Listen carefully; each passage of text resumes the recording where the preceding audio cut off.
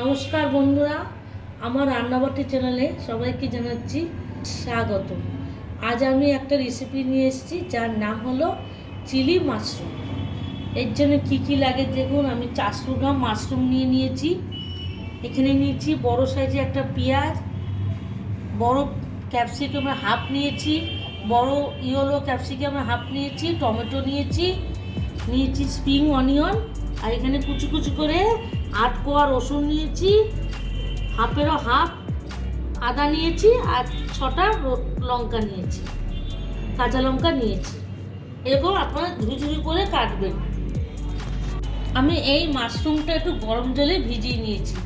এটা যেহেতু প্রিজার্ভ করা মাশরুম কৌটোর মধ্যে ছিল, এই জন্য আমাকে আর সেদ্ধ করতে হয়নি। আমি একটু গরম জলে জাস্ট একটু ভিজিয়ে নিয়েছি, তারপরে চিপে যাতে জলটা ঝরিয়ে নিয়েছি।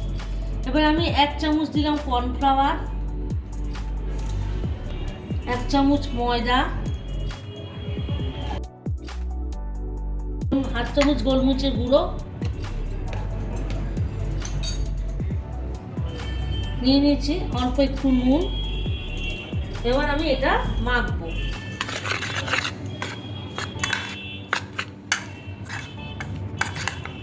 গ্যাস ধরিয়ে দিয়েছি, কড়াইটা গরম হোক। কড়াই গরম হয়ে গেছে, আমি এবার তেল দিচ্ছি, সাদা তেল দিচ্ছি। আন্দাজ করে আপনারা দেবেন। দেখুন আমি ভাজবো, এটার মধ্যে করে নেব। গ্যাস বাড়িয়ে দিয়েছি, দেখুন গ্যাস কমিয়ে দিলাম। এবার আমি একটা একটা করে ছাড়ছি।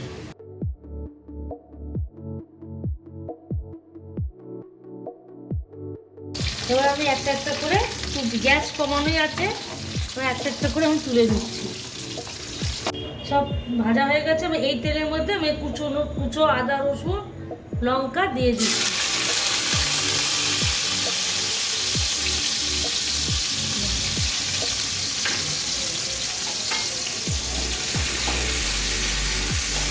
একটু হবে, আমি কমিয়ে দিয়েছি গ্যাস, একটু হোক,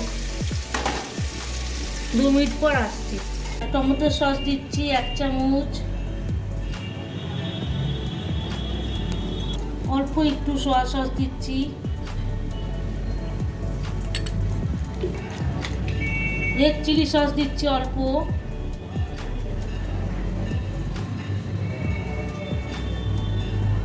এক চামচ। 2 মিনিট পর চলে এসেছি, গ্যাসটা এবার বাড়িয়ে দিলাম। এবার দেখুন আমি বেশি ভাজলাম না, এই চিলিতে বেশি ভাজতে নেই। এবার আমি এগুলো দিয়ে দিচ্ছি।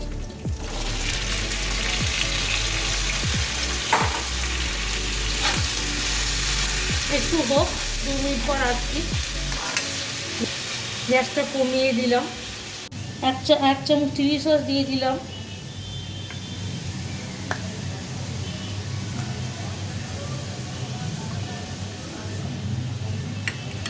একটু গোলমরিচ দিয়ে দিলাম,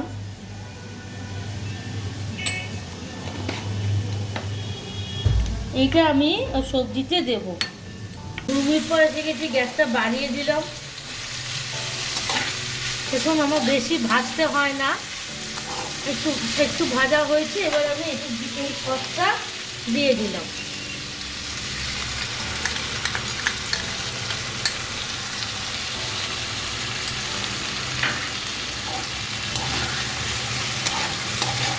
গ্যাসটা কমিয়ে দিলাম।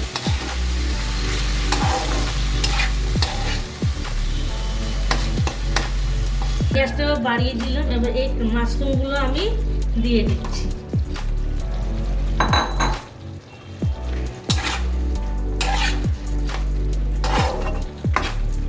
আমি এবার গ্যাসটা কমিয়ে দিয়ে ঢেকে দেব।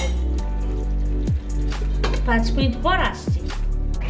এবার আমি ঢাকাটা খুলছি, খুলে আমি এটা 1 চামচ চিনি দিয়ে দিলাম।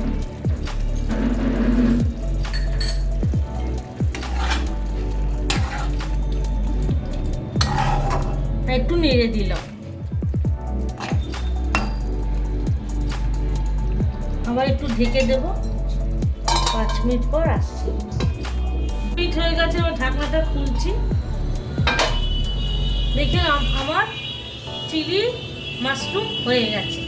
আমি ঢেকে দিচ্ছি, 5 মিনিট পর আমি আসবো, তখন খুলবো। দেখুন আমার চিলি মাশরুম হয়ে গেছে। এবার আমি স্প্রিং অনিয়ন উপর দিয়ে দিচ্ছি।